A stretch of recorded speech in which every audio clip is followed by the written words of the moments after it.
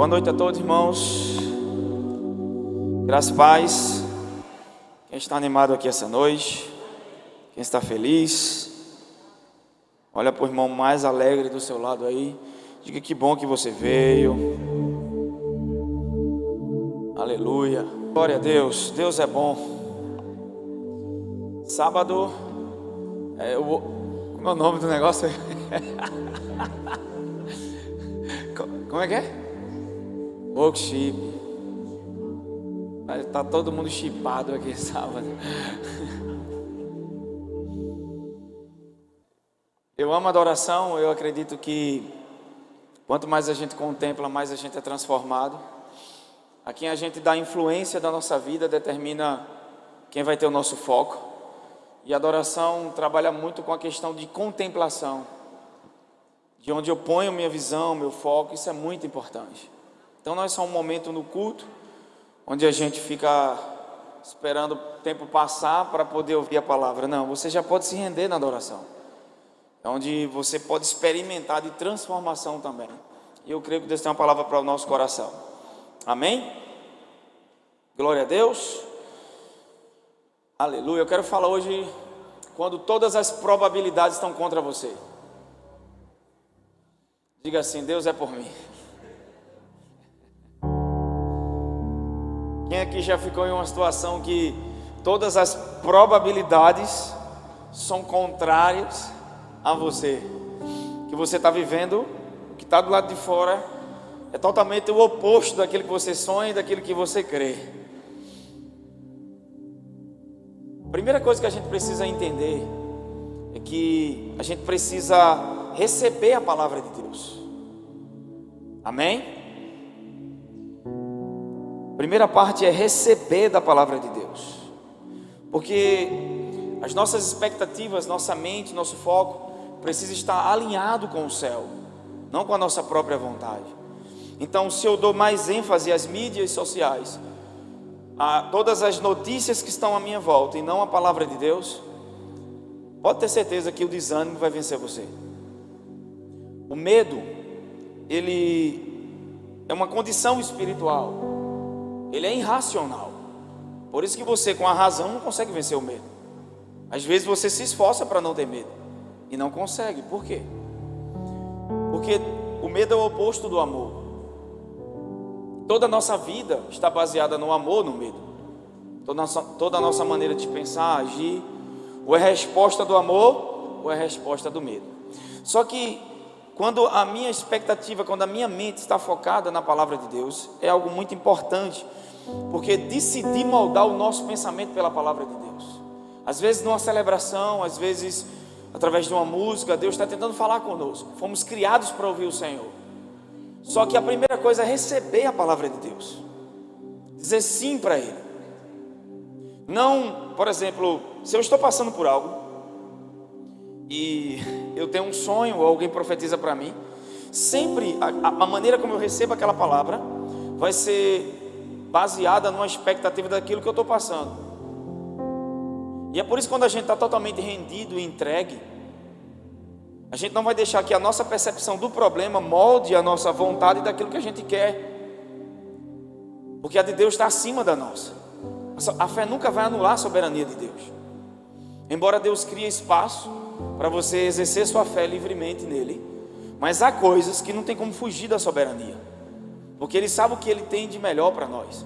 Então Ele vai te livrar daquilo que pode te matar, mas nunca daquilo que fará você crescer. Ele é um Deus de potencial, um Deus de crescimento, e Ele sabe que aquilo que Ele depositou em você é suficiente para você passar o que está passando e vencer. É por isso que a gente tem que parar de buscar respostas do lado de fora, quando na verdade todas as respostas já estão dentro de nós. E à medida que a gente começa a ter comunhão com o Senhor, porque eu vinha no caminho e isso veio aqui para mim, e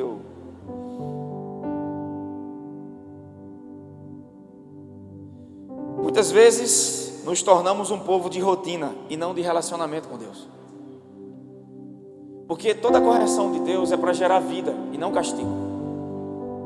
Às vezes a gente tem uma ideia de correção, Deus querendo nos castigar, mas o objetivo não é o castigo, é vida que é gerada. Toda a Bíblia aponta para algo. Estava vendo as escrituras no livro de Ageu, e o Senhor chamando aquele povo para o arrependimento. E o que é interessante é que eles se acostumaram com a rotina de sacrifícios, ofertas pelo pecado, e a rotina se tornou mais importante do que o próprio relacionamento com Deus. E às vezes nós temos tantas rotinas religiosas e perdemos de vista a pessoa do Espírito Santo e a percepção de entender o que Deus está tentando transmitir para nós. Então eu decido aquilo que molda a minha mente ou não. Amém? Nós não entramos numa luta para saber o que é que vai dar. Nós já sabemos o resultado final. Não quer dizer que nós não vamos ter frustrações. Amém? Hoje de manhã, acho que chegou para mim, Pompeu, um vídeo de Paulo Vieira. E tinha uma moça que parece que perdeu no Big Brother, não sei lá, dando escândalo. E aí ele começa a falar sobre isso, sobre jovens que não foram, pessoas que não foram preparadas para passar frustrações. Elas sempre têm que vencer. E na verdade, independente de como as coisas estão acontecendo do lado de fora, não significa que nós perdemos. Você só perde quando você perde sua postura interior de fé. Você já entra no campo de batalha como mais do que vencedor em Deus. E você não se torna mais do que vencedor quando as coisas vão melhorando. Porque essa ideia de que somos mais do que vencedores soa que, por ser mais do que vencedor, não tenho problemas, não passo dificuldades, tudo à minha volta tem que ser da forma que eu quero. E não é sobre isso. Amém? A gente vê o contrário. Nenhuma tentação vem do Senhor. Mas nós sabemos que o apóstolo Paulo disse até como um termo de consolo: vocês estão passando por coisas difíceis, mas há irmãos em todo mundo passando agora também. E não é só passando, tem pessoas que passam pelo mesmo problema, mas bem, passando glorificando a Deus, sabendo em quem tem crido, permitindo que a palavra de Deus molde sua maneira de pensar e de viver, e não as notícias do dia a dia e do mundo.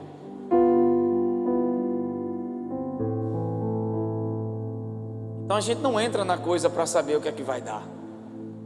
Amém? Você pode levantar sua mão para cima e dizer: eu sou muito mais do que vencedor por causa daquele que me amou. Aleluia, por causa de Jesus. A nossa expectativa diante das situações é entender que tudo vai cooperar para o nosso bem. Amém? Glória a Deus. Lucas capítulo 1, 38, vamos lá. Vamos começar. Vou compartilhar um pensamento que me veio esses dias.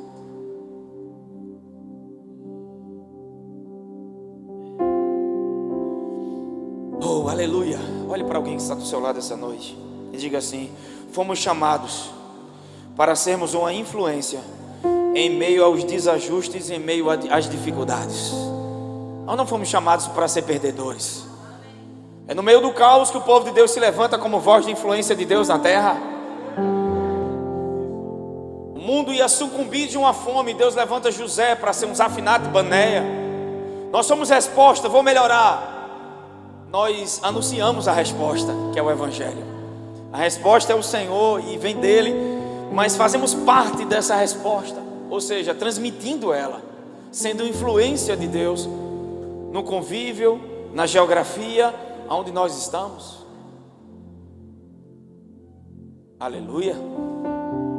Tem alguém comigo aqui essa noite?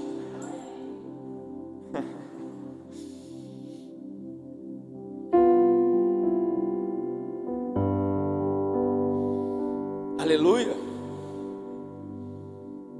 Ou você está na luta para ver o que vai dar, ou você é mais do que vencedor. Então Lucas 1, 38, o anjo fala com Maria sobre uma palavra específica. Todas as probabilidades estavam contrárias àquilo, e ela diz o que? Faça-se em mim segundo a tua. Então quando você escuta a palavra de Deus, o que é que você tem que entender? Senhor, eu recebo essa palavra. Está na hora da gente dizer amém. Tem pessoas que estão recebendo milagres através da palavra de Deus.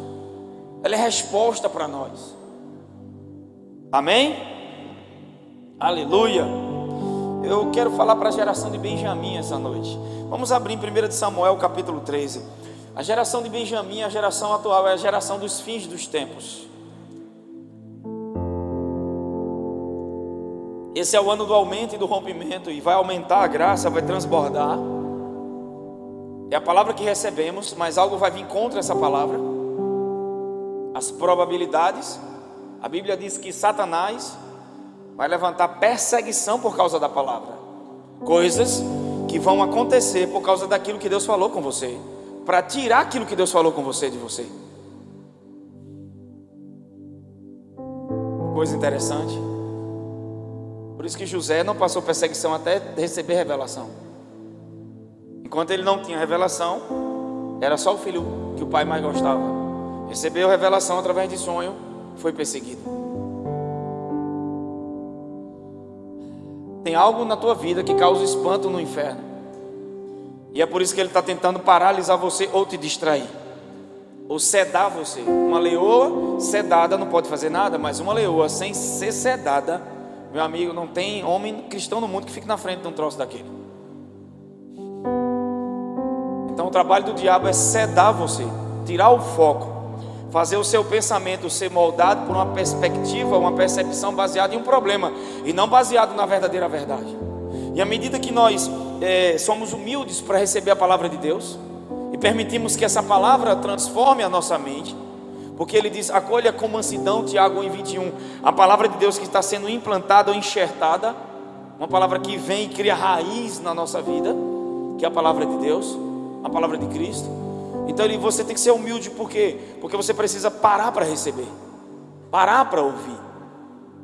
Então muitas vezes queremos que Deus mude o problema, mas não queremos receber uma palavra da parte de Deus. Mais ou menos como aquilo que eu falei, eu tenho fome, mas não tenho fome suficiente de se levantar do sofá e... É como aquele exemplo que eu sempre digo, né? Estou sentado no sofá e Ju faz, você quer um sorvete da Louve? Você quer que eu faça umas empadas? Eu não estou com fome, tanta fome, mas aí eu digo, eu estou morrendo de fome, faz para mim. Mas sabe, uma fome que me leva ao cômodo de estar deitado ali no sofá assistindo um filme na Netflix, sem precisar me levantar. Mas se realmente eu tivesse fome suficiente, eu ia me levantar e eu mesmo ia preparar comida e ia comer. Mas é aquela fome, então muitas vezes nós fazemos isso. Deus até tem um plano na minha vida, mas se vier a mim, se for do meu jeito, na minha zona de conforto, de comodidade, beleza, a gente não tem fome suficiente de se levantar e... Eu quero a palavra de Deus. Tem alguém comigo? Fome. Então a gente tem vida de rotina, como o povo de Israel, mas não vida de relacionamento. Vamos à igreja, quarta e domingo, participamos de GLs, cantamos no coral, fazemos coisas para o Senhor, mas não temos comunhão com Ele. É algo errado. Não é o Senhor.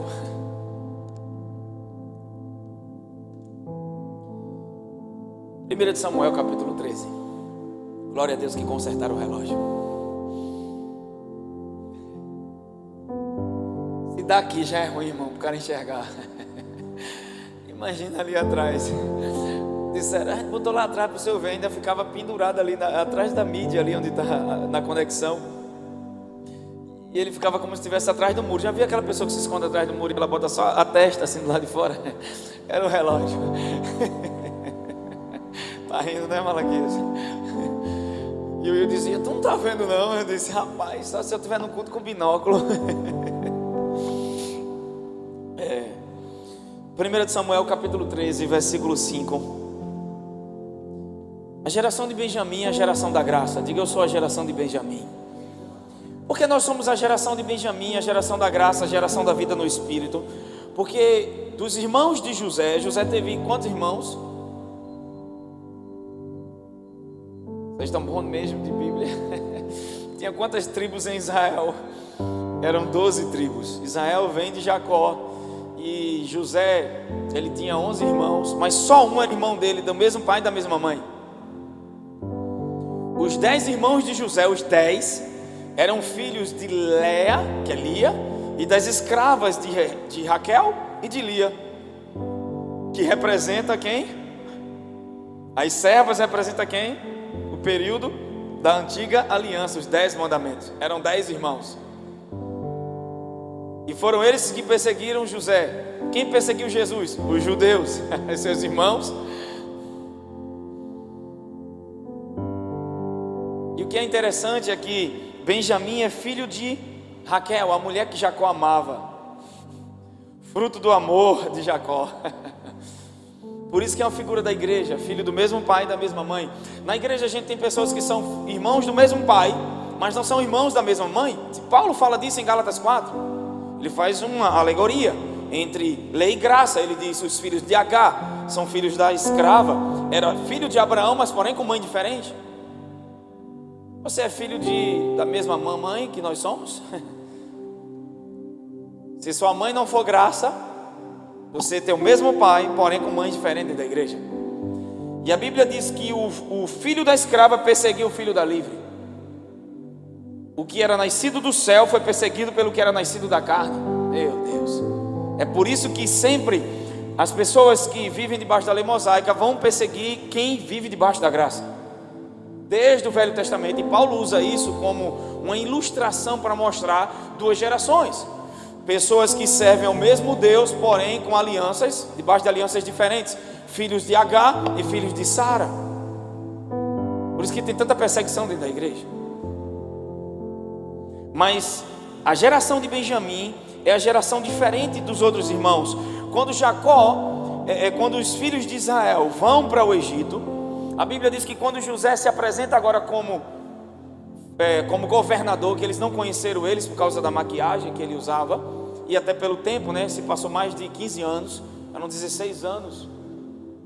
Então Jacó, agora os irmãos de José, quando olham para ele, não reconhecem. Só que quando ele se apresenta, que resolve toda aquela questão com os irmãos, a Bíblia diz que para Benjamim ele deu 5 mais alimento, 5 vezes mais alimento e 5 vezes mais muda de roupas. 5 é o número da graça, 5 fala dos dons espirituais. Então nós somos o povo da graça de Deus. Quem é a geração da graça aqui, por favor? Olha para alguém e diga: você vai ter mais alimento espiritual e mais provisão financeira. Outra coisa, 5 muda de veste fala de unção de Deus e os dons do Espírito. Nós vamos andar em uma plenitude que as pessoas nunca viram antes. Então a geração de Benjamim é uma figura da geração da graça, que vai ser um povo que vai andar da vida do Espírito. Não estou falando de pessoas que falam da graça, eu estou falando de pessoas que realmente vivem essa graça de Deus. Porque há uma graça intelectual que é pregada aí, pelo amor de Deus. Não é graça, é carne. A graça me leva para a vida no Espírito. Se o tipo de vida que eu vivo é na carne, eu nunca vivi debaixo da graça.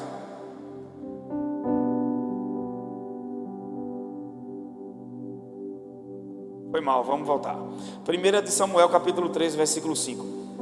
Então os filisteus se reuniram para lutar contra Israel, 30.000 carros e 6.000 cavaleiros, e um povo em multidão com uma areia que estava à beira do mar. E eles subiram e acamparam em Micmas, ao leste de Bet-Avém. Quando os homens de Israel vieram, estavam em perigo, porque o povo estava angustiado. Então o povo se escondeu em cavernas, em matagais, em rochas, em buracos e em covas. E alguns dos hebreus atravessaram o Jordão para a terra de Gade e Gileade. Então, quanto a Saul, ele ainda estava em Gilgal, e todo o povo o seguia tremendo, com medo. Meu Deus. Nessa história aqui, o povo de Deus está rodeado pelos seus inimigos. E é uma imagem dos cristãos, que os cristãos enfrentam hoje. Se a gente observar, o povo de Deus tem sido perseguido no mundo.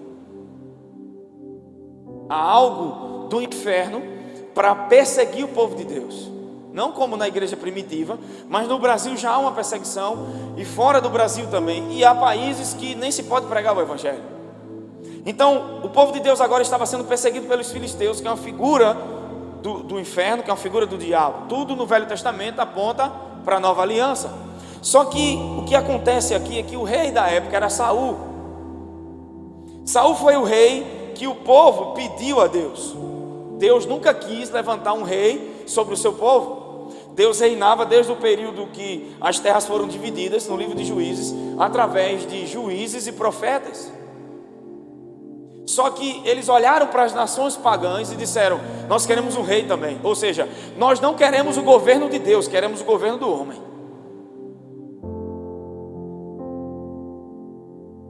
Israel pediu a Deus para não ser aconselhado por Deus. Ter um profeta guiando a nação naquela época era Deus diretamente com o povo. Agora ter um rei era o homem governando o homem.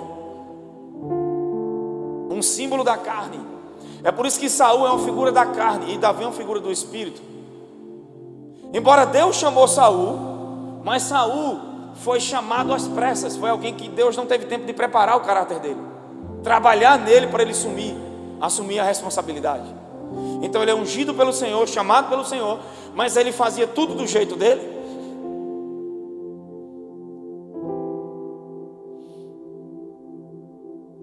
Então Saul aqui, a Bíblia diz que ele ficou com muito medo. Vamos voltar para o versículo de número 8 por diante.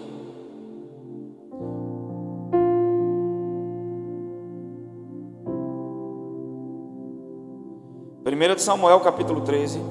Eu quero que você entenda algo que Deus colocou no meu coração. Versículo de número 8. O 7 diz que ficou em Gilgal e os soldados que estavam com ele tremiam de pavor, tremiam de medo. Vê que coisa séria, irmãos. Que liderança tinha Saul, hein? Quem estava ao redor ficava com medo.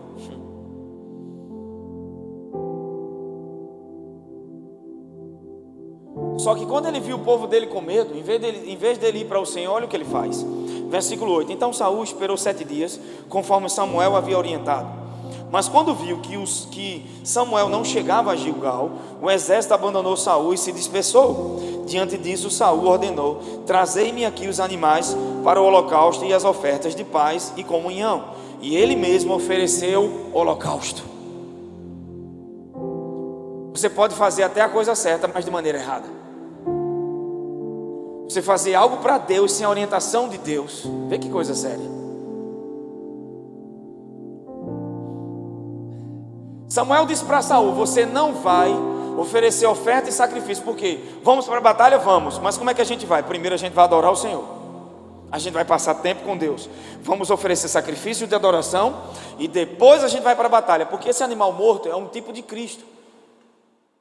Aponta para a obra consumada de Jesus. Lembra que o primeiro animal morto foi Deus cobrindo o corpo de Adão e Eva, e o sangue foi derramado porque era a remissão de pecados. Então, antes da batalha havia um sacrifício, tinha que matar um animal e oferecer ofertas ao Senhor. E Samuel disse: espere por mim, porque Samuel na terra era uma figura de Deus. Ele só poderia fazer com o profeta. Mas o que é que ele fez? Ele não buscou a vontade de Deus. Ele viu o povo se dissipando, seus soldados tudo com medo indo embora. Então ele pensou: eu vou ofertar, porque ofertando para Deus o povo vai ver que a gente está fazendo para Deus e vai ficar. Ele não estava preocupado em agradar a Deus, ele estava preocupado em agradar o povo. Que você perca todo mundo ao seu redor, mas que você faça a vontade de Deus.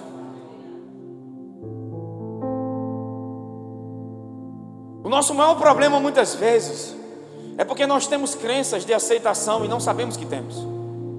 Nós usamos muito o nosso braço de carne e não percebemos que usamos. Há situações que a gente não coloca a vontade de Deus em primeiro lugar. Nós colocamos nossas preferências. Se a gente fosse falar mal de alguém, mas antes disso é: Senhor, o que você pensa a respeito dessa pessoa e o que o Senhor acha disso? Você percebe que a gente não falaria das pessoas? Que a primeira coisa que Deus ia dizer: ele está até errado, mas eu quero que você ore por ele porque ele é meu filho.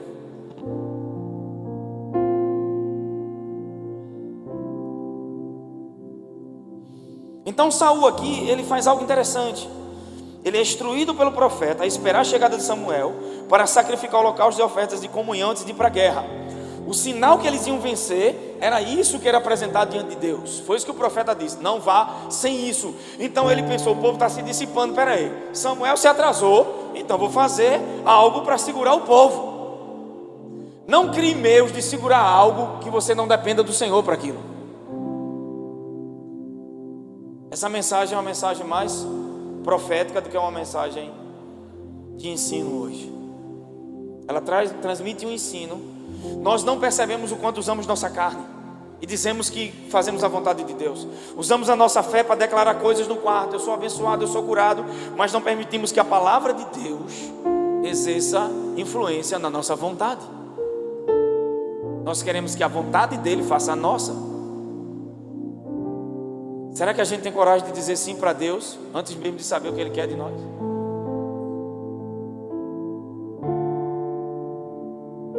Nosso maior problema é de rendição. Por isso que a fé não é resultado da vontade própria, mas da entrega. É se entregar por completo. Jesus disse, Paulo disse em 2 Coríntios, ele veio para que os que vivem não vivam para si.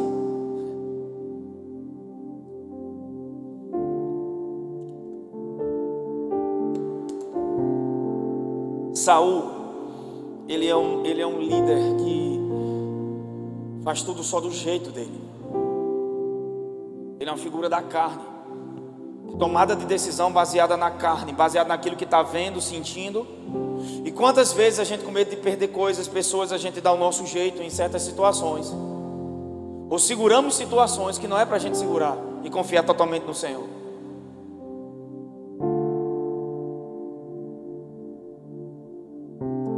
Como confiar em Deus quando a vida não faz sentido, quando todas as probabilidades estão contra nós? Mas fé é confiar em Deus mesmo sem entender. Eu falei isso aqui domingo, Deus está do lado da impossibilidade. Ele anda na impossibilidade. Os discípulos estão em um barco, em um lugar de impossibilidade, dentro de um barco. E o que é interessante é que Jesus não disse para Pedro: vem, até Pedro se convocar, como é que eu posso dizer? Se dispor para o sobrenatural. Deus não vai te obrigar a andar nesse sobrenatural se você não se dispõe para isso. O lugar que Deus opera, ele é um lugar que não é humano, que não é terreno. E esse lugar para nós é desconfortável porque a gente aprendeu toda a vida a andar no humano, no que é terreno.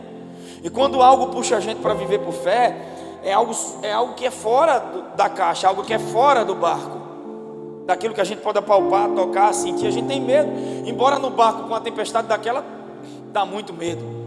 O que é interessante é que mesmo Jesus estando na tempestade, a tempestade não acalma. Como você disse, mas como é que Deus pode estar na minha vida se o problema ainda está aqui? Jesus andava por cima da tempestade e o mar ainda estava revolto. E Pedro não disse: se é você, acalma a tempestade, prova, para o problema. Não. Se é você, então me tira da situação. Não, se é você, eu quero andar nesse lugar que você está. Jesus, você vê que Jesus permite dar espaço para que Pedro tenha liberdade para exercer sua fé. Ele não obriga aquilo que Pedro vai crer, mas ele honra alguém que se dispõe. Amém? Que se levanta e diz: eu não quero ficar no barco. E esse lugar de impossibilidade, ele é um lugar que ele é solitário. E muitas vezes as pessoas vão dizer que você é louco, que você é extremista, porque elas não vão entender. Porque nesse lugar que é humano, eu consigo entender tudo, e nesse lugar que não é humano, não tem entendimento humano para isso. Como andar por cima das águas? Não tem curso que me faz fazer isso. Alguém aqui já fez um curso de andar por cima das águas? Você pode ficar em cima de uma prancha, de um barco, de um navio, mas com os seus pés flutuando, não existe curso para isso. Mas existe foco no lugar certo. Enquanto ele olha para Jesus e tira a fé, porque muitas vezes a nossa fé está baseada na experiência das pessoas, e não em olhar para Jesus e não da parte de Deus. Então a falta de fé de alguém não pode influenciar a minha vida. O fato de os 11 ficarem no barco e não quererem dar o passo de fé não pode influenciar a minha caminhada de fé. O problema é que muitas vezes permitimos que aquelas pessoas que não creem determinem ou influenciem o nosso tipo de vivência em Deus. Eu vou entrar nessa coisa de Pedro mais para frente. Vamos voltar aqui.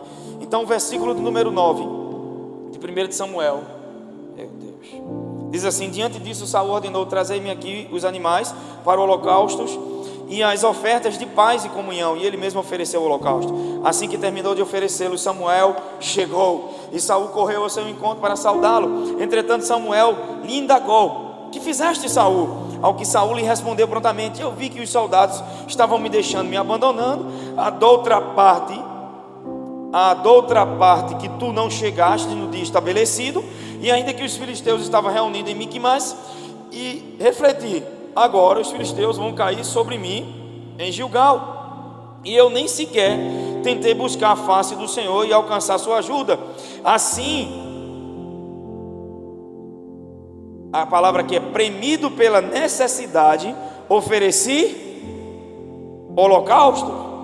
Ao que lhe disse Samuel: agistes como um tolo, como um insensato. Tu não obedecestes a ordem do Senhor teu Deus, que ele te dera. Se tivesses obedecido o Senhor, Yahvé teria estabelecido o teu reino para sempre sobre todo Israel. Mas agora o teu reino não subsistirá, e tu não serás mais seu governante. O Senhor já escolheu um homem segundo o seu coração, e o designou líder do seu povo. Davi nem ungido estava, e os planos de Deus já estavam em ação. Tem coisas que ainda não aconteceram, mas já são planos de Deus para a tua vida que vão acontecer. Só que olha o que ele disse: eu fiquei com medo. Então, para os homens, ele confiava nos homens, no exército, e não em Deus. Houve momentos que Davi ficou só, e no Salmo 6 ele disse: quando eu estiver cercado por milhares de pessoas, ainda que se levante 6.000 pessoas ao meu redor, eu não terei medo, porque o Senhor está comigo. Um demonstra confiança em Deus, outro demonstra confiança no exército que tem. Então, se eu ficar sozinho, os inimigos vão me destruir. Não, você nunca vai estar só, Deus está com você. Ainda que tudo à tua volta esteja desmoronando, a tua confiança não está em uma conta, a tua confiança não está em pessoas, a tua confiança está naquele que te criou e que cuida de você. Até que por mais que as pessoas estejam perto da gente, elas não podem criar milagres. Você vai ver na Bíblia milagres extraordinários de um só enfrentar 1000 e vencer. E você vai ver muitas vezes Israel em maior número, mas por não ir com o Senhor, perder. Então não é sobre quantidade humana, não é sobre probabilidade natural que determina como a gente vai viver, mas é aquilo que Deus diz em sua palavra.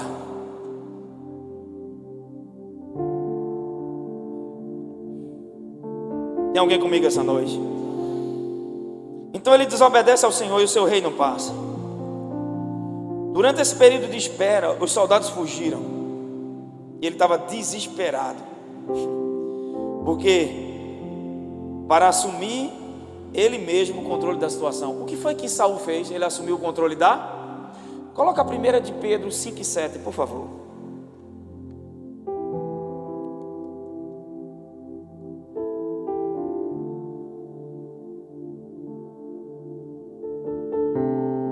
Oh meu Deus.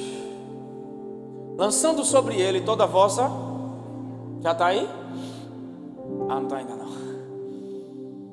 Lançando sobre ele toda a vossa, porque ele tem cuidado.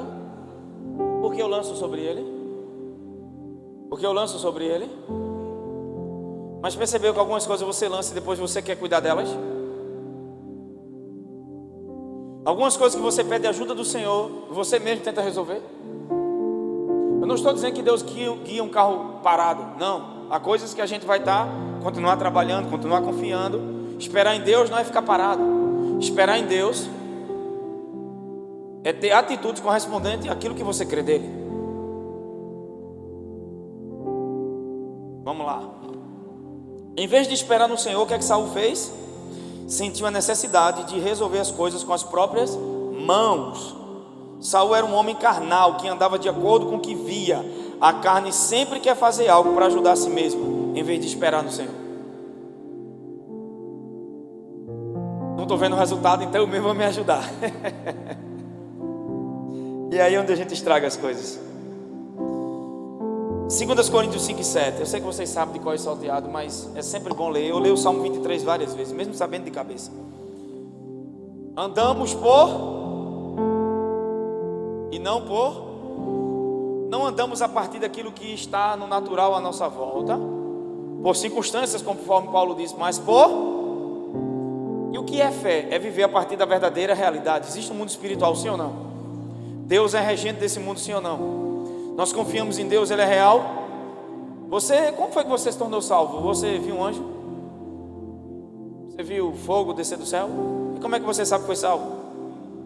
Você crê na palavra de... Então você tem a palavra de Deus e você creu nela. Amém? Algo que o Espírito Santo também fez no seu coração, gerando certeza. Sim ou não? Percebeu que a coisa mais difícil a gente acredita, e o mais fácil a gente não dá crédito a Deus. Quem aqui viu um anjo quando se converteu? Depois não. Mas quando se converteu viu um anjo, viu fogo, viu o céu aberto. Quem viu isso aqui? Levanta a mão para eu ver. Pelo menos um aqui, não viu não? Beleza? Porque Deus nos guia pelo Espírito e a palavra. Se alguém dissesse para você agora, você não é salvo, o que você diria? E se essa pessoa dissesse, prove que você é salvo, você vai dizer o quê? Está escrito.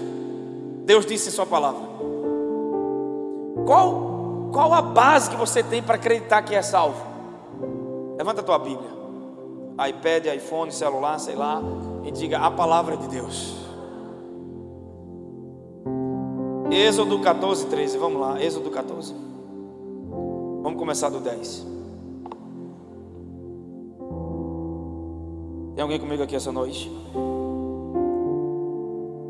Você está feliz ou está animado?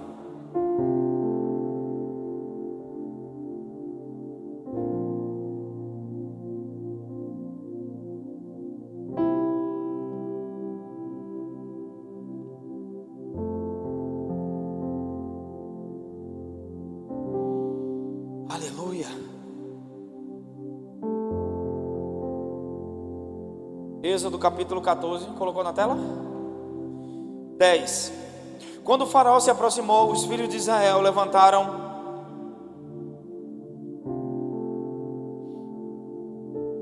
Saul esperou no Senhor? Não, ele resolveu no braço da carne. Mesmo diante de pressões, você pode esperar no Senhor e depender dele. Vamos ver uma passagem aqui, Êxodo 14, 10. Quando o faraó se aproximou, os filhos de Israel levantaram os olhos, e eis que os egípcios vinham atrás deles. Não tiveram medo. Quando a Bíblia diz grande medo, é porque eles com certeza gritavam, choravam. Porque alguém com medo é uma coisa, mas com grande medo você vai perceber logo. Dinho estava com medo? Não, Dinho estava com grande medo. Então, para perceber que ele tinha um grande medo, é sinal que ele fez alguma coisa. Gritou, chorou, é ou não é? Porque eles estavam assim? Porque eles levantaram os olhos e olharam para onde? Se puder baixar, aumentar, né, que diga, porque baixar vai ficar mais... Os dedos já congelou tudinho, não estou nem conseguindo segurar o microfone. Teve uma hora que eu pensei que era unção, travou. Aí eu fico trocando para aquecer. E olha que eu gosto de frio. Meu sonho é fazer um buraco no gelo ali no Polo Norte e pular dentro. Sem camisa, é claro, né? Eu vou realizar.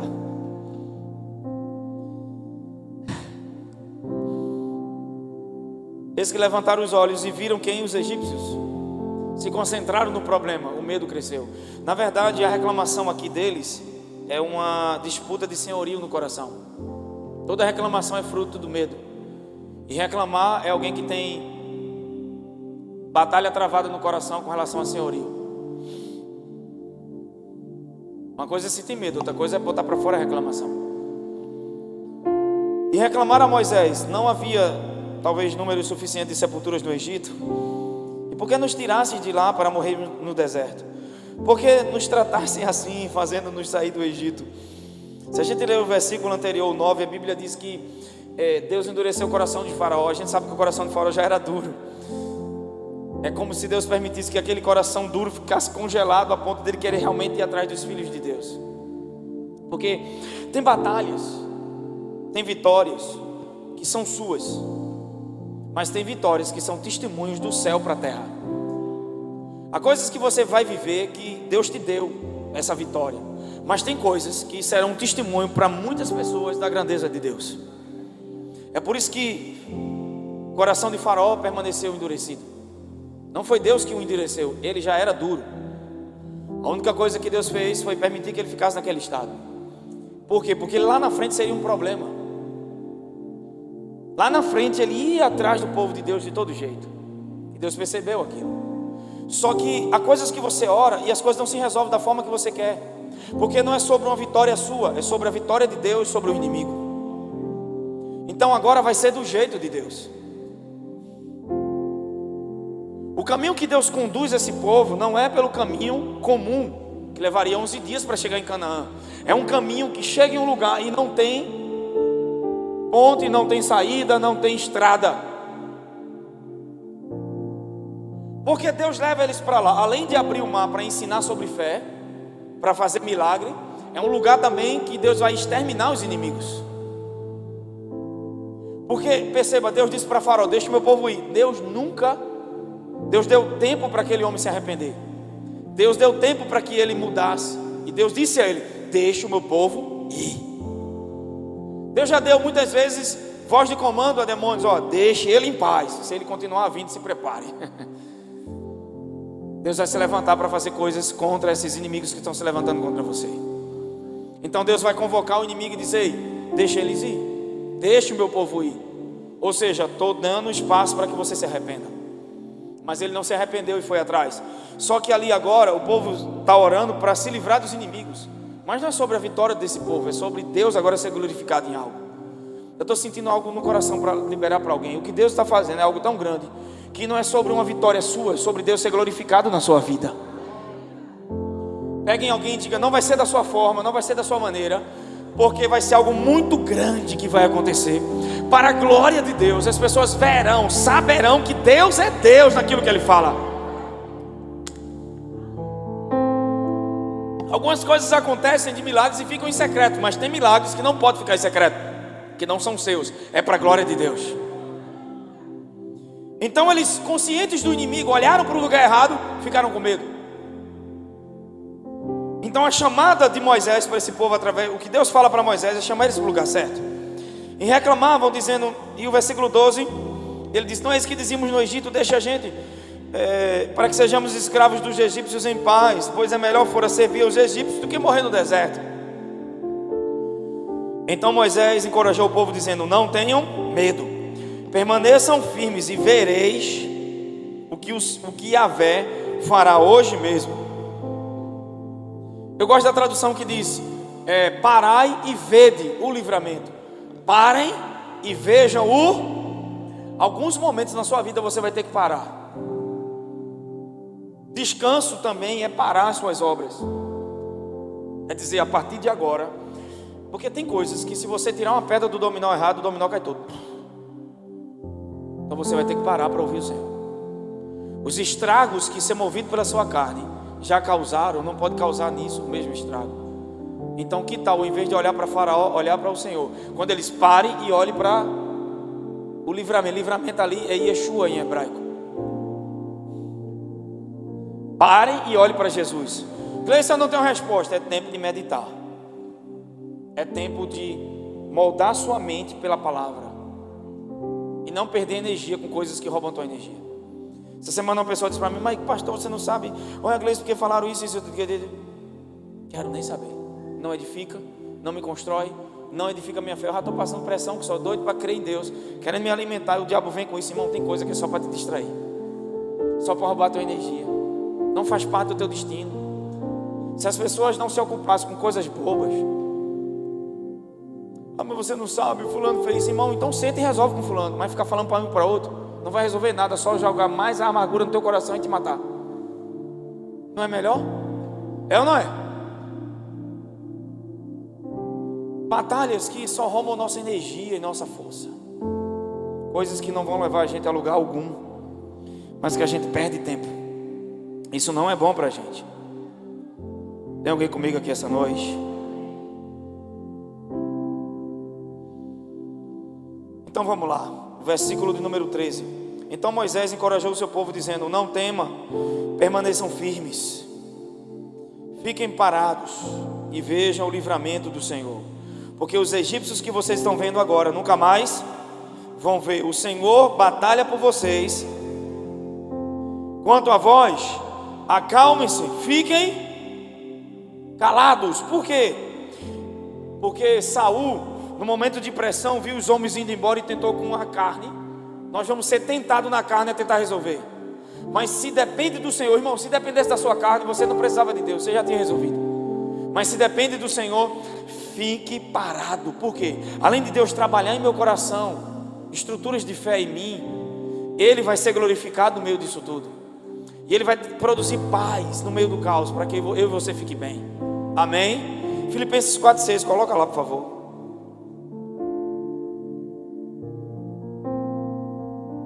Antes disso, vamos correr aqui, 1 Samuel capítulo 13, versículo 15 agora. Depois eu vou para Filipenses no final. Só que Davi era diferente de Saul. Saul várias vezes fez de acordo como ele queria, para não perder a aprovação do povo. Davi não, podia perder todo mundo, mas se ele não ouvisse de Deus, ele não saía do lugar. Por isso que ele é uma figura do Espírito. Por isso que ele é uma figura da nova aliança, de alguém que ouve do Senhor, de alguém que não é movido pelas obras da carne, porque a nossa carne vai tentar dar um jeitinho, ela vai nos instigar a querer resolver. Peraí, se eu perder os homens agora eu morro, então eu vou tentar segurar. Aí você segura algo que já era para ter saltado.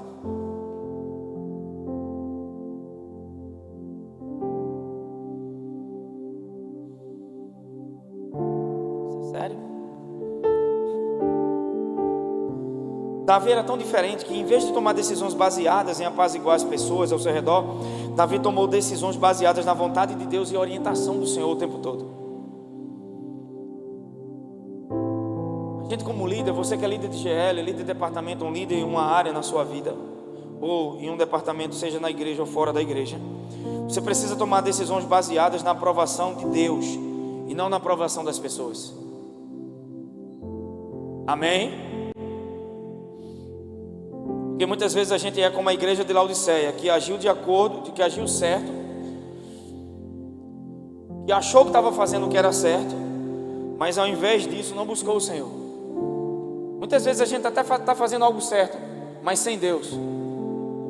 A gente criou uma rotina religiosa sem relacionamento. Ele estava apresentando sacrifício para quem? Saul. Para quem? Para quem? Para Deus. Mas sem a orientação de Deus. Deus disse: espere Samuel. Ele fez sozinho. Quantas coisas a gente faz até no reino de Deus, achando que está fazendo para Deus sem Deus? Estou fazendo coisas para Deus sem a presença, sem a direção, na carne. Isso é religião. E é por isso que a gente tem muitas pessoas na igreja estressadas, cansadas. A igreja é um lugar que vai ter problema, porque ela tem pessoas. Pessoas dão problema. Pessoas têm problema. Quem não tem problema aqui hoje? Levanta a mão. E outra coisa, se você tem um problema comigo, pode pegar, porque é seu. Meu não é. Pastor, eu tenho um problema com o senhor, então pode pegar de volta. Peraí, irmã, a piada foi boa, dá uma risada pelo menos, né? A irmã ali gostou. Olha para alguém que está do seu lado e diga: se você tem um problema comigo, pode pegar de volta, irmão.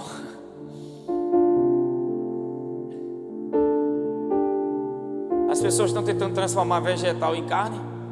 Quem faz isso é boi, como vegetal, e vira carne, né? Tá bom, deixa para lá.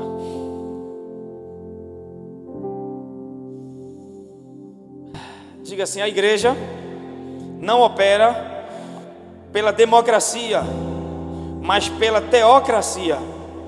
Diga: onde o Senhor fala e lidera através da liderança. As pessoas, eu me lembro quando eu comecei no ministério, as pessoas diziam: não, toda decisão que for ter tomada na igreja, todo mundo tem que tomar de comum acordo, porque senão a coisa não funciona. É isso que é diferente. Qualquer repartição pública ou qualquer lugar funciona com democracia, a igreja não. Embora a gente vai fluir de forma democrática, passando para todo mundo, mas ela é liderada pelo Senhor através de liderança. Saul tentou ser democrata com seus exércitos. sem ouvir do Senhor, deu errado, irmãos. A igreja é uma instituição espiritual, quem está comigo? E a gente precisa ouvir do Senhor, até o que vai pregar. Porque senão a gente vai só para o natural e vira só uma democracia. E não entende que é o Espírito que vai liderar a igreja. E a gente engessa o Espírito Santo. A gente determina como o culto vai acontecer, quem vai pregar, como vai pregar. Não há espaço para o fluir do Espírito, não há espaço para nada. Na verdade, há lugares que você nem percebe que o Espírito Santo estava ali.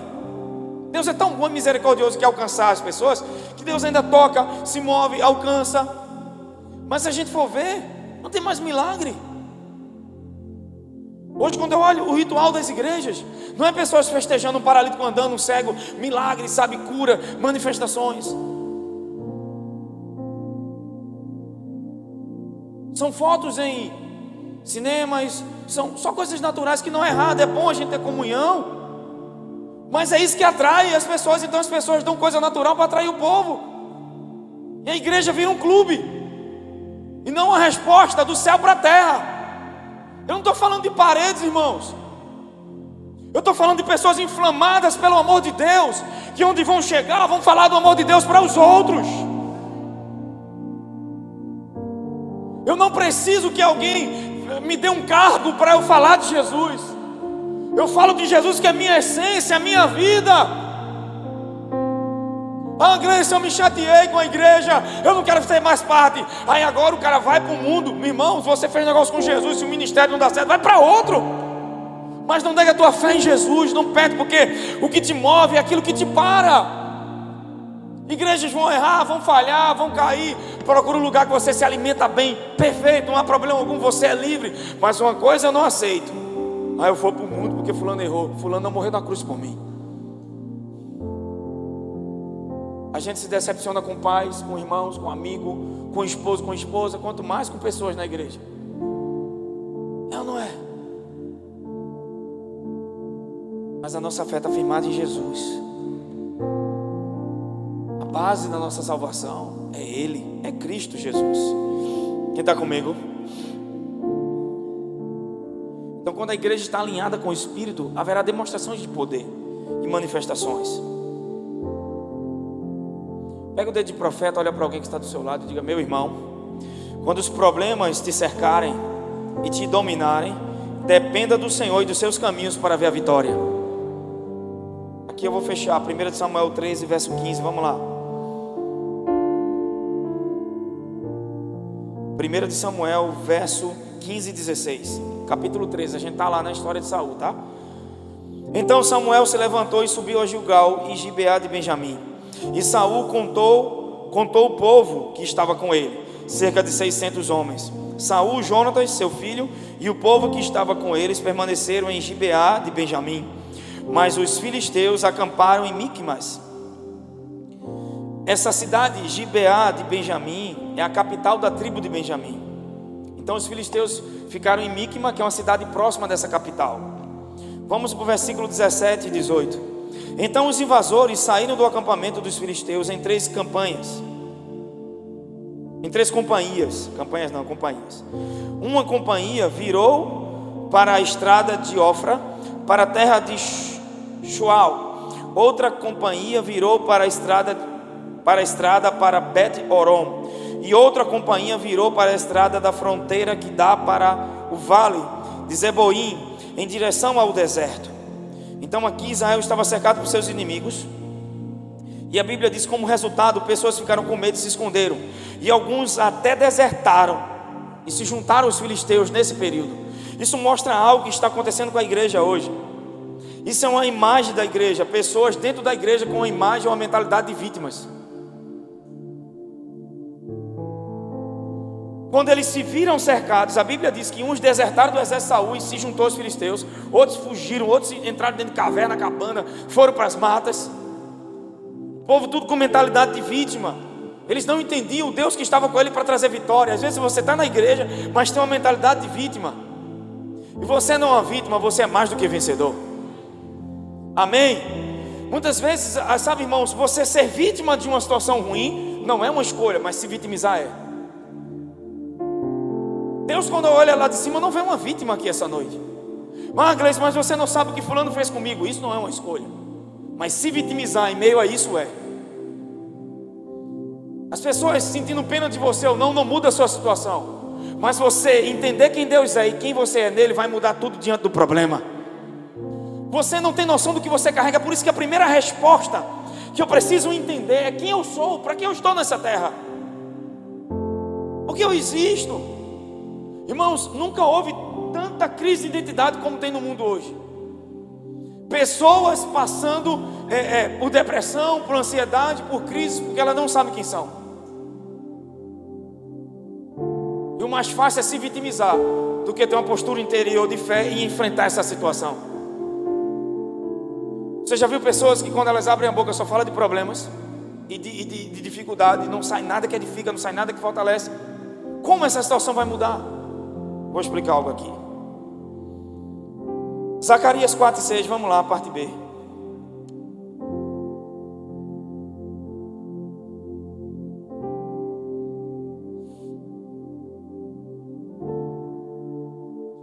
Eles esperavam ser atacados e derrotados. Tem gente que está assim na igreja, já espera o pior, Danilo. Já espera viver algo ruim. Já espera ser atacado e derrotado. Pelo amor de Deus, irmão.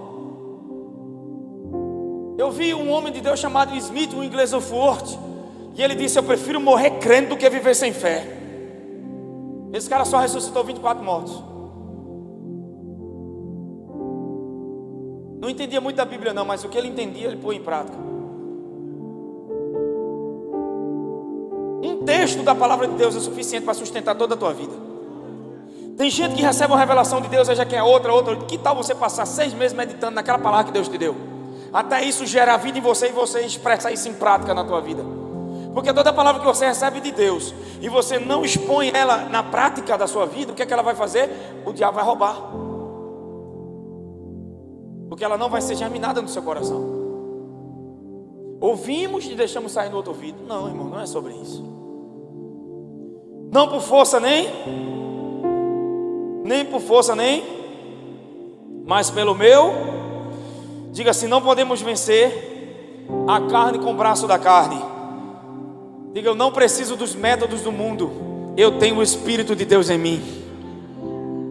Há coisas que o Espírito Santo vai fazer através de você, que você vai ficar perplexo. A gente está esperando algo muito grande acontecer do lado de fora. Deus vai usar o que você tem. Pega o dedo de profeta, olha para alguém e diga: Deus vai usar o pouco que você tem.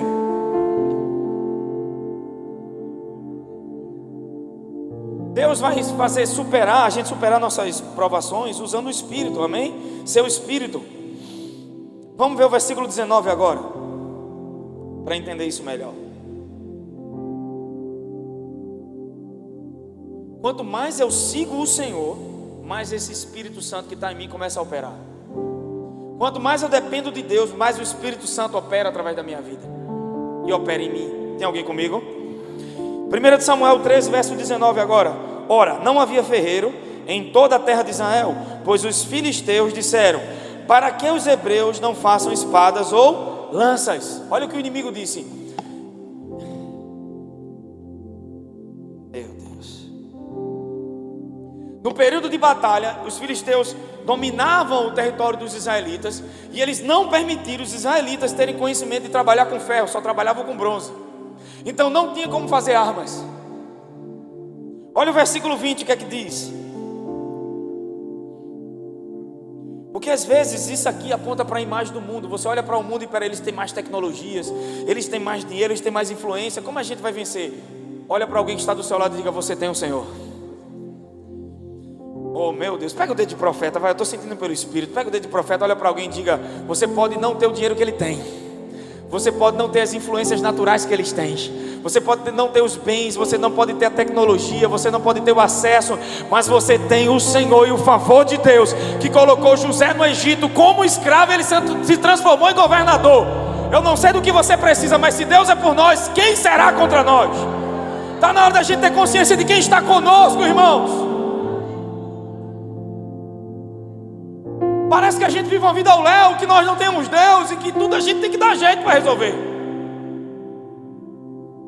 Eu posso não ter as armas que o mundo tem, mas eu tenho uma arma que vence todo mundo. E é isso que João disse: nós temos a vitória que vence. Que vitória é essa? Diga: a nossa fé em Jesus. É a vitória que vence o mundo, porque pela fé você vai manifestar a verdadeira realidade espiritual para o reino natural. Você vai viver pela verdadeira verdade. É por isso que é a vitória que vence o mundo. O mundo foi criado desse lugar invisível. Versículo 20 diz: mas todos os israelitas desciam os filisteus para afiar a relha do arado, a enxada, o machado e a foice de cada homem. Versículo 21: e a taxa era de 2/3 de um ciclo para as relhas de arado e para as enxadas, e 1/3 de ciclo para afiar os machados e colocar os aguilhões. Os filisteus não queriam compartilhar o conhecimento, então eles cobravam. E o pior, você ter um inimigo te dominando e ainda você vê que humilhação, ainda pedir emprestado ao inimigo para afiar o teu machado, a enxada e a foice e as relhas do arado, porque eles não dominavam o ferro. Além do inimigo não permitir que eles trabalhassem com ferro, eles ainda tinham que pagar o inimigo para usar a tecnologia do inimigo. Isso era um sinal de humilhação também. Mas olha o que Deus faz.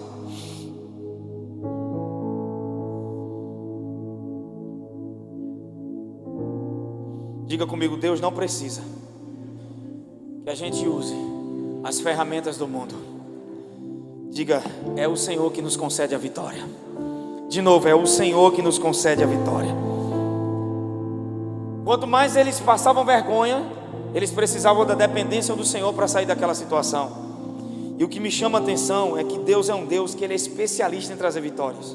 Se a gente vê ao longo da Bíblia, a Bíblia diz que no livro de Juízes capítulo 3, um homem chamado Sangás, esse homem venceu com um aguilhão de boi, matou mais de 800 homens. Sansão com uma queixada de jumento venceu 1000 homens. Davi com uma pedra derrubou um gigante. Por quê? Porque não é a estrutura de arma que eu tenho, mas o poder de Deus através de mim fluindo. Uma pedra vira um míssil, uma queixada vira uma metralhadora. Talvez numa situação daquela a gente queria uma metralhadora, sim ou não, diante de um inimigo daquele. Mas com a unção de Deus sobre a vida de Sansão, a Bíblia diz que em uma queixada ele venceu 1000 homens. A unção de Deus e a sabedoria do Espírito Santo sobre a tua vida vai trazer ideias e te colocar em lugares sobre coisas. É a unção de Deus te capacitando, vai fazer você vencer aquilo que é impossível no natural. No natural é impossível, mas com a unção de Deus, as ferramentas que você já tem vai funcionar. O que você já tem na mão de Deus funciona. Uma viúva só tinha uma botija de azeite. A Bíblia diz que esse azeite se multiplicou e encheu todas as vasilhas que ela pegou emprestado. Não é o que eu tenho, é quem está comigo sobre aquilo que eu tenho. Amém? Coisas pequenas vão se transformar em coisas grandes. Pequenas sementes vão trazer grandes colheitas. O Senhor te coloca no lugar certo e na hora certa, porque você tem um favor de Deus na sua vida e você depende dEle.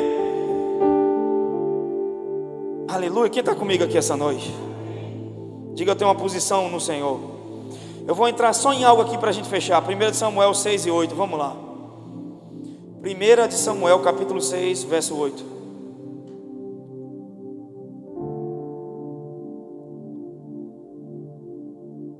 Eu acho que é a segunda, mas...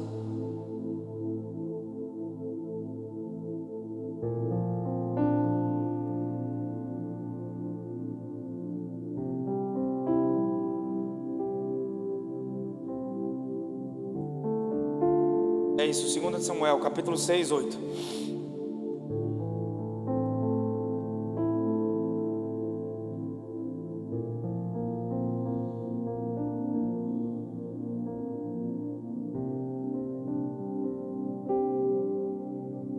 Vamos começar do 5 e a gente fecha.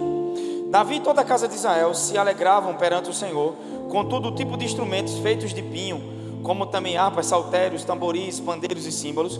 Quando chegaram a ele ao campo de descascar cereais que pertenciam a Nacon, os bois tropeçaram, Então Uzá estendeu a mão e segurou a arca da aliança. Imediatamente a ira do Senhor se acendeu contra Uzá, e Deus o feriu por seu erro, e Uzá morreu ali mesmo, junto à arca de Deus. Davi irritou-se porque o Senhor irrompeu em ira contra Uzá, por isso aquele lugar passou a ser chamado de Peretes Uzá, castigo de Uzá, até o dia de hoje. Nesse dia Davi teve grande medo de Yahvé e questionou: como poderá vir a arca do Senhor para ficar em minha casa? Por esse motivo ele desistiu de levar a arca do Senhor direto da cidade de Davi. Em vez disso, levou para a casa de Obed-Edom, que fica em Gate. Para encerrar aqui, quando os filisteus roubaram a arca da aliança de Israel, quem lembra da arca da aliança? O símbolo da presença de Deus. A Bíblia diz que a arca da aliança na terra dos filisteus começou a causar úlcera, doenças, e eles, por medo, pegaram essa arca da aliança e colocaram em uma carroça em cima dos bois e mandaram para Israel. A Bíblia diz que os filisteus não conheciam o Senhor, não sabiam os caminhos do Senhor.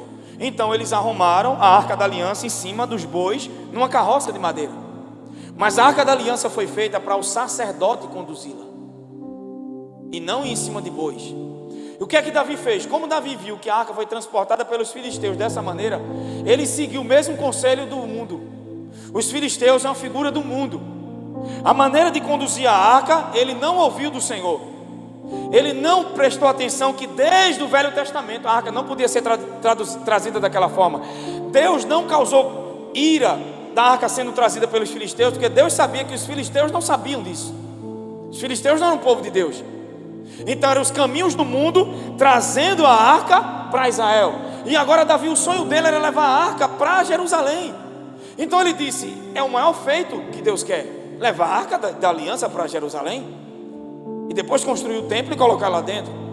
Então ele estava muito feliz, porque a arca estava voltando, e a arca ela é o símbolo da presença de Deus. Só que ele fez aquilo que o mundo fez, e conduziu a arca no meio da carroça. Quando chegou num lugar que tinha um buraco, quando bateu no buraco, a arca ia caindo. Uzá botou a mão. Quando botou a mão, morreu na hora. E Davi não entendeu. Ficou tão triste, preocupado e com medo de Deus, que a casa parou nessa cidade e ficou na casa de Obed-Edom. Isso mostra muitas vezes a nossa vida, porque alguém do mundo está fazendo algo dando certo, a igreja tenta imitar. Eu não estou dizendo que aquilo que é construído no mundo a gente não pode usar, por exemplo, equipamentos, tecnologia que a gente pode usufruir, lugares, amém? A questão mundana não é sobre coisas boas que tem no mundo, é sobre coisas ruins, a soberba da vida, aquilo que me leva a viver pela carne. Se esse instrumento me faz confiar na carne, Deus não quer que você use ele.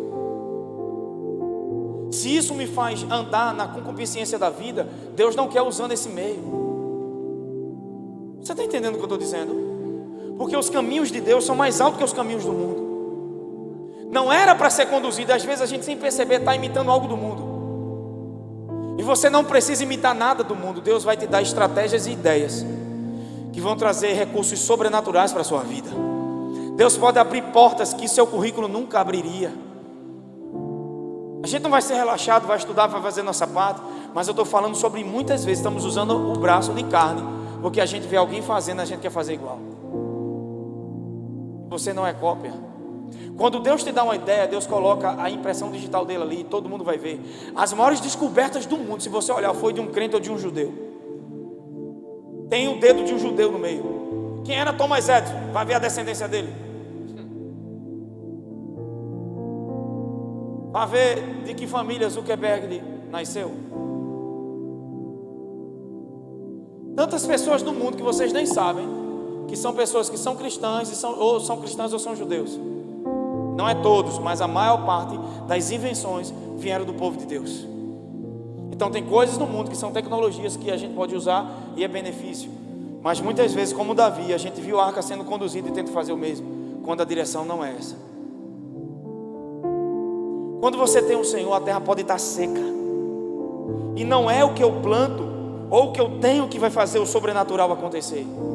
Porque em Gênesis capítulo 26, Isaac foi para um lugar que o terreno era tão seco, já viu aquela terra, o árido ali que tem no sertão, não é rachado o solo, estava daquela forma, não tinha água por meses. E a Bíblia diz que ele plantou naquela terra e colheu 100 vezes, porque a capacidade de colher não era da terra, não era da água.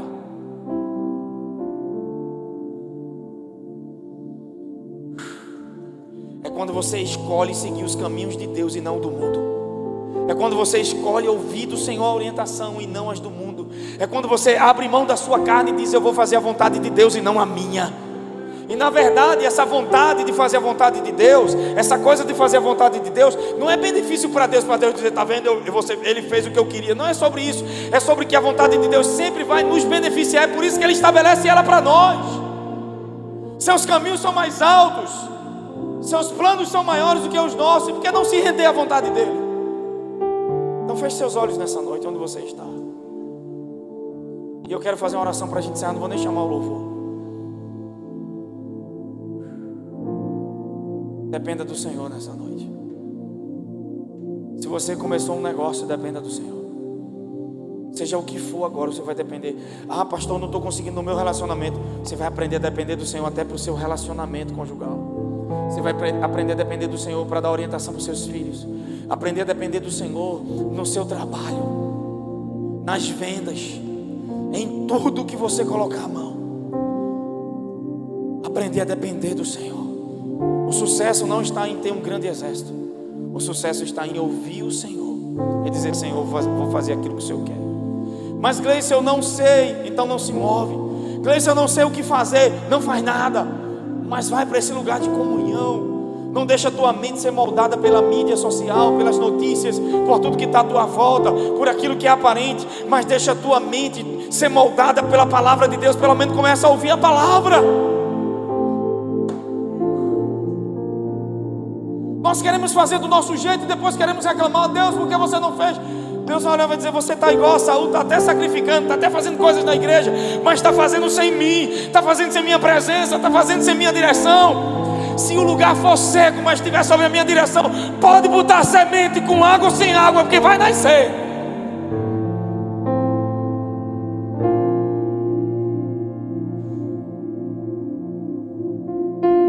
Deus nunca vai ter responsabilidade sobre algo que Ele não te guiou.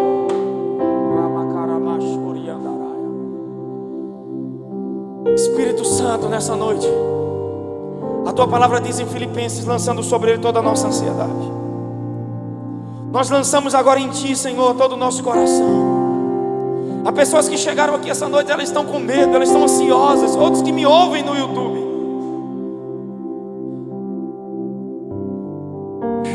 Nós não queremos ser a geração de Saul, que é uma figura das obras da carne.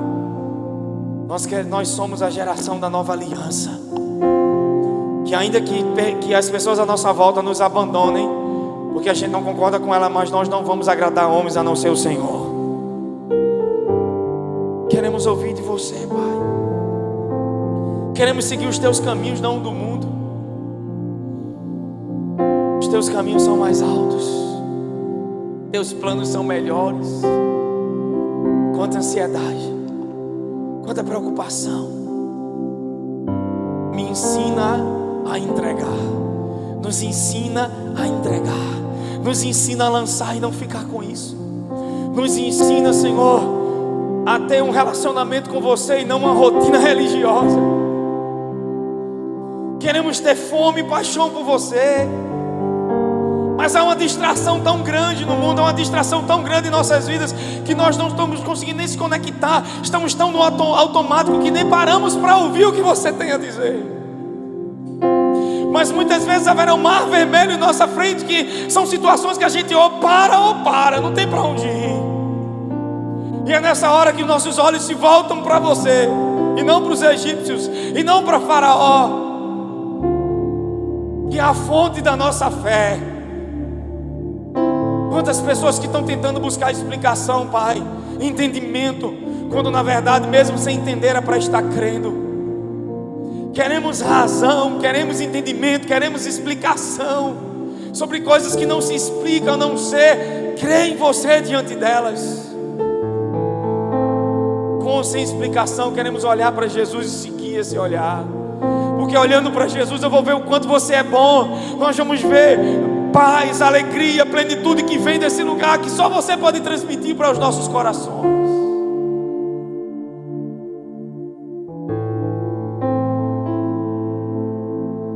Há uma presença de refrigério do Espírito Santo essa noite nesse lugar. E o Espírito Santo manda dizer para alguém aqui nessa noite: eu sou seu Pai. A dificuldade do seu coração de se render à paternidade.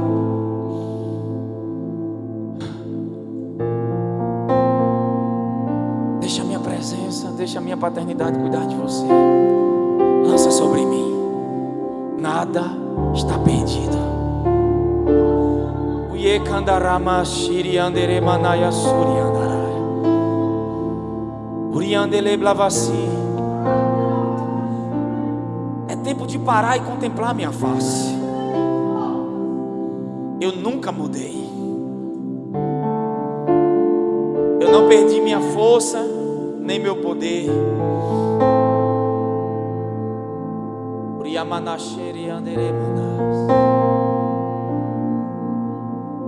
É tempo de reconectar o olhar. É tempo de voltar para o lugar de dependência. É tempo de abrir mão da própria carne e da própria vontade e se render aos meus planos.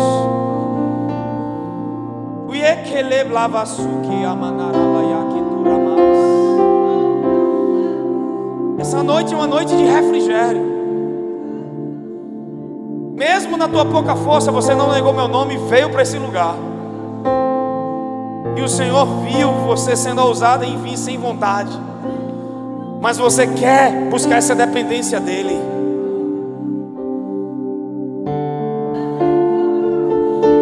Por isso nessa noite eu vou mostrar para você que eu sou seu Deus. Muitos saberão que eu não mudei. Continua orando em línguas, irmã.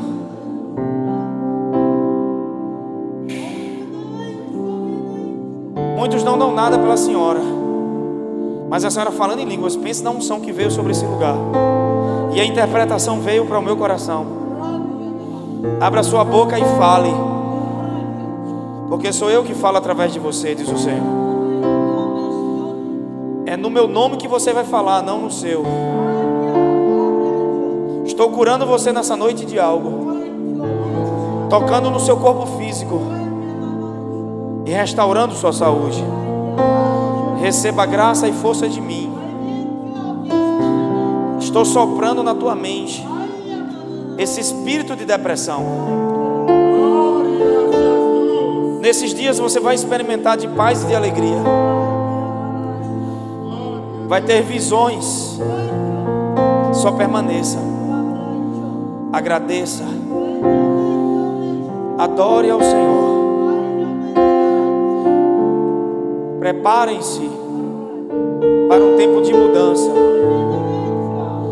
As notícias vão correr de um lado ao outro.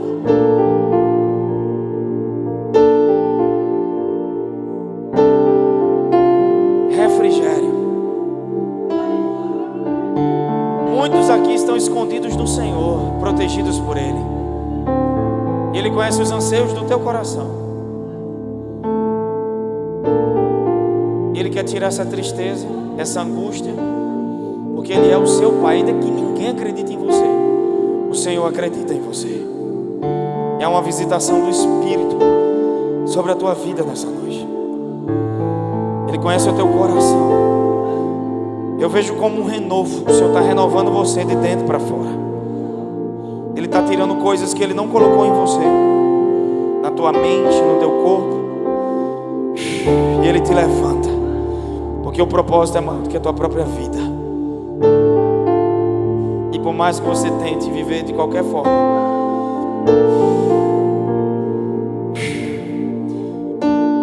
Ele é a razão da sua existência. Ele é a razão de tudo. Só Ele te completa, só Ele te preenche.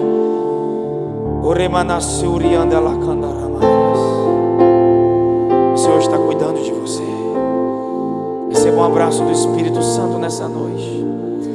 Eu sinto uma unção pairando, uma presença do Espírito Santo dentro dessa casa. Todo peso que está sobre a tua vida, ele sai nessa noite. Recebe refrigério do Senhor. Eu via como se fosse algo muito pesado. Chuie calabra canduriba canaramasu.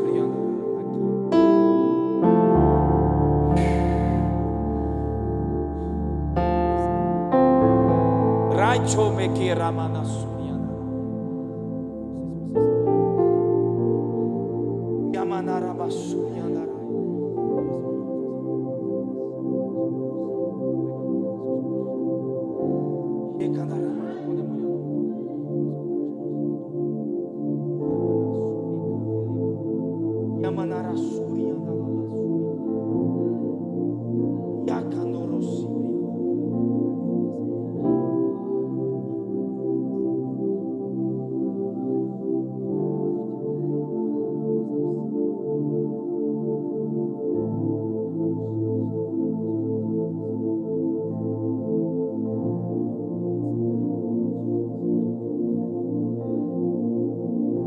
O Senhor vai te levantar com tanta força, com tanta força, com tanta força. Há uma explosão dentro de você, é um grito que ficou preso, e você vai soltar o grito da vitória.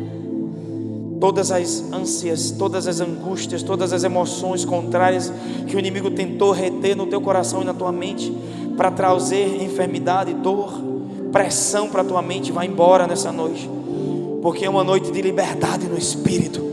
É uma noite que o Senhor Ele abre o mar diante de você para entrar numa nova estação, em uma nova terra, em um novo tempo. Recebe refrigério agora.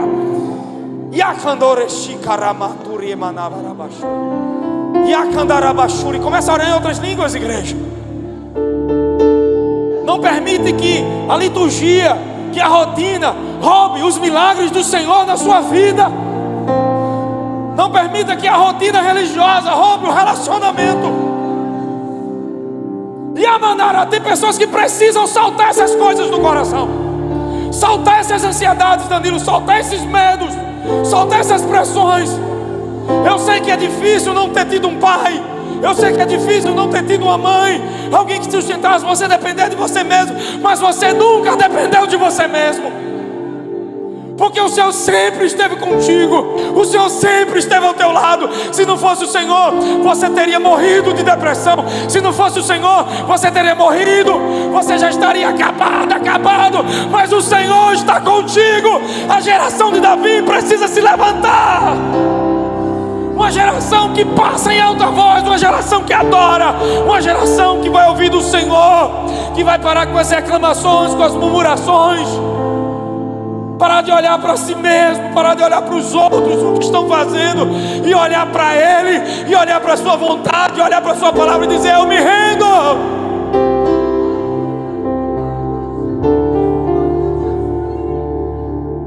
Eu me rendo. Você quer a sua vontade ou a de Deus? Você quer do seu jeito ou do dele? Se é do seu jeito, então não espera Samuel. Mas se é do Senhor, espera a direção. Se é do Senhor, espera a presença. Se é do Senhor, espera a força que vem dele, a graça que vem dele, a palavra que vem dele. Nunca mais faça um negócio.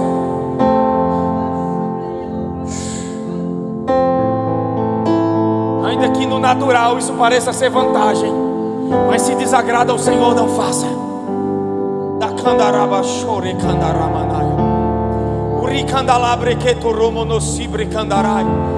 O que o homem plantar na carne vai colher, mas o que plantar no Espírito vai ceifar.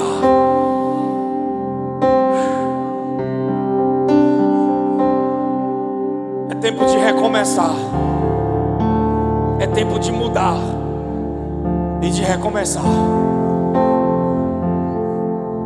Sabe, eu sinto como se fosse um choro dentro de alguém aqui essa noite.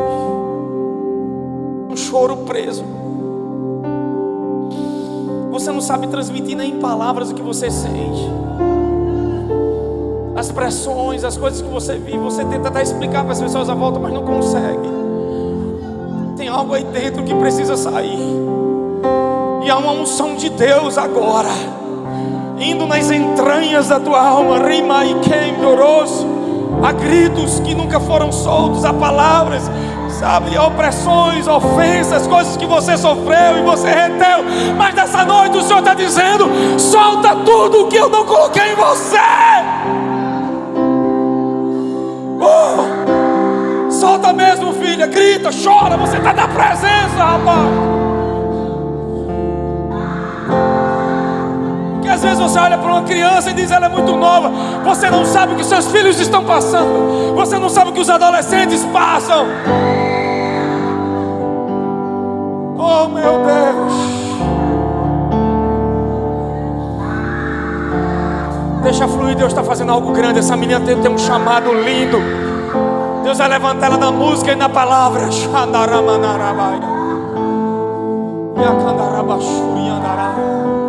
Meu Deus do céu. Quantos lares, quantas famílias estão sendo afetadas dentro de casa, oprimidas, com pressão financeira, pressão emocional, e parece que o diabo atrai pessoas para abusar você de novo, e parece que o diabo atrai, sabe, aquela mesma energia para te machucar, para te prender. Mas a graça vai fazer o reverso. Aonde o diabo mudou o pecado, ou seja, as áreas que o diabo está trabalhando, Deus vai fazer algo reverso. Vai vir algo maior da parte de Deus para restaurar, para fazer abundar. Algo de Deus está vindo para fazer muito maior aquilo que o diabo fez. Deus vai fazer algo muito maior e muito melhor. Por isso não desista. Vai superabundar. Se alguém te oprimiu, Deus vai trazer alguém para a tua vida que vai ser uma bênção.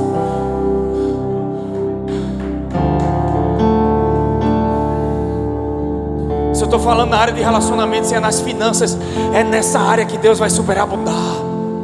Se foi na ausência de pai, Deus vai, meu irmão, é nessas áreas. A graça de Deus vai operar de uma forma que haverá um reverso. O contrário, só que é 3 vezes maior, 10 vezes maior. É um tsunami de Deus que vem naquela área. É como se Deus dissesse: Paulo, minha graça te basta, depende de mim, fica nesse lugar. Você vai ver que as perseguições, que o espinho não se compara com a graça que eu vou derramar na tua vida. Você vai perceber que os espinhos, aquela coisa que não muda, não se compara com a graça de Deus. Ela não só traz refrigério, ela te levanta, ela te coloca em um lugar de sustentação do Senhor, que você passa a se sentir, que você passa de pé, que você passa erguido, erguida.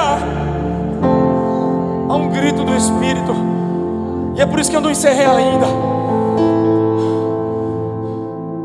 Pare de depender de você mesmo, para não quebrar a cara de novo, e comece a depender do Senhor. Mesmo que não entenda, mesmo um pouquinho, Senhor, eu quero fazer a tua vontade. Mas eu sinto por dentro pessoas com grito preso, com angústias, emoções que foram machucadas, feridas, e que há uma unção de refrigério trazendo cura nessas áreas. E o reverso de Deus. Sabe qual é a área que Deus mais vai trabalhar na tua vida? Aquela que o diabo mais ataca. Pode ter certeza, Deus está fazendo algo muito grande nisso. Por isso andamos por fé. Não siga os caminhos do mundo, seguimos os caminhos do Senhor.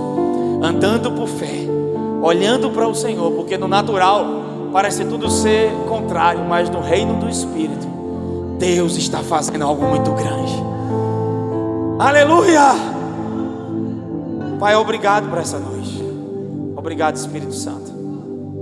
Até as crianças, o Senhor me mostra um trabalhar de Deus nas crianças. Nas crianças, Danilo. Nas criancinhas. Mirá, turima, cai. Porque elas são o alvo do diabo. Ele mira nelas para desestabilizar os pais. Crianças que eram para ter depressão nessa casa, elas vão ser luz nas suas casas. Esse espírito de depressão nos lares não vai atingir nossos filhos. O Senhor está trazendo proteção. O Senhor está levantando intercessores que vão orar por essas crianças. Não só para Deus levantar tios da salinha, mas pessoas que vão adotá-las no espírito em oração. Você não sabe o que uma criança passa. Você não sabe o que é uma criança que passou por, que cresceu em um lar, que passou por um divórcio. Mas não vai ficar nada do inferno, não vai ficar nada do diabo, não vai ficar sequela, nada vai parar de fazer com que a graça de Deus avance, o amor de Deus avance na vida dessa família.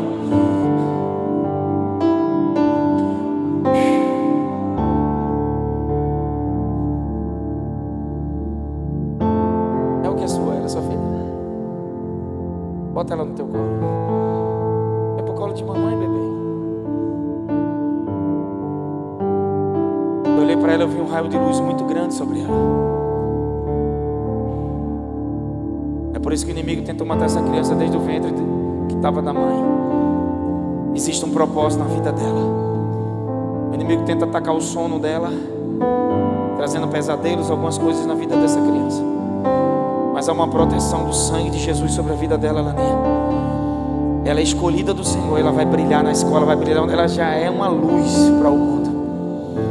Mesmo tão novinha, ela já entende algumas coisas de Deus, e ela está vivendo algo no Senhor, e ela se levantará e vai ser uma grande pregadora do Evangelho, uma mulher que vai marcar a geração que ela vive.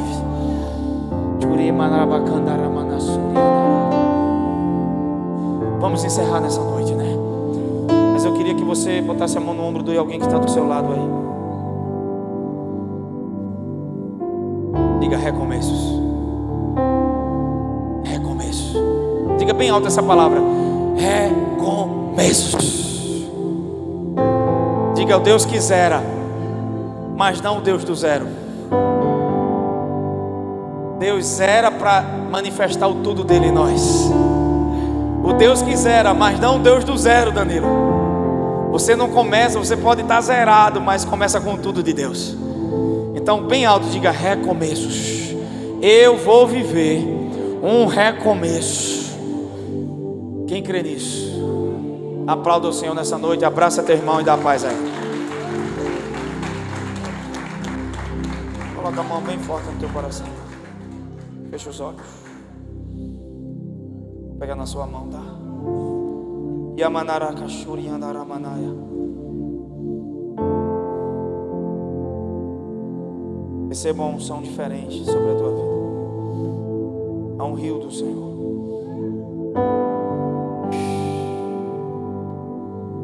Esses dias foram muito difíceis. Coisas que você não sabe nem explicar no português, com a sua linguagem humana.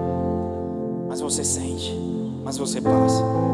E ainda que esteja tudo bem do lado de fora, isso tem te angustiado muito por dentro. Só você e Deus sabem disso. Mas o Senhor te diz: você é minha filha, eu sou seu pai. Você vai ter experiências nesse ano da paternidade do Senhor de uma forma. É tempo de mergulhar em oração em línguas. É tempo de mergulhar no Senhor e experimentar de Deus aquilo que você nunca experimentou. O Senhor vai te dar canções proféticas. Urekandere manaya shuriandere. Urekandele